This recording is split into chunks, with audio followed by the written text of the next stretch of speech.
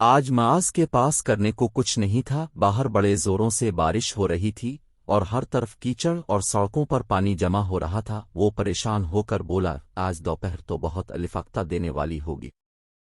مجھے معلوم نہیں اتنا وقت کیسے گزر پائے گا، دوپہر تک تو شاید میری چیخیں نکل رہی ہوں گی۔ پھر وہ اپنے کمرے میں گیا اور نیم دلی سے کمرے کا جائزہ لیا کہ ہو سکتا ہے اسے کوئی ایسا کھلونا مل جائے جس سے وہ پہلے نہ کھیلا ہو، اور وہ کسی کھیل کا ڈبہ الماری میں رکھ کر بھول گیا ہو۔ لیکن ایسا ہو نہیں سکتا تھا، معاذ کو اپنے سب کھلونے زبانی یاد تھیں۔ اس کے کھلونوں والے ڈبے ویسے بھی فرش پر بکھرے ہوئے تھے۔ پھر معاذ آہستہ سے بولا، بہتر یہی ہے کہ میں ان بکھرے ہوئے کھلونوں کے ڈبوں کو صحیح کر کے الماری میں رکھ دوں۔ پہلے تو تمام چیزیں ترتیب سے ڈبوں میں رکھتا ہوں، کئی کھلونوں کے تو بعض حصے گم ہو گئے ہیں، ان کو بھی ڈھونڈتا ہوں۔ اس نے تمام گمشدہ حصوں کو الماری میں سے تلاش کیا، بستر کے نیچے سے ڈھونڈا اور پھر انہیں جوڑ کر ترتیب سے ڈبوں میں رکھا اور ڈبے ترتیب سے الماری میں رکھ دیے۔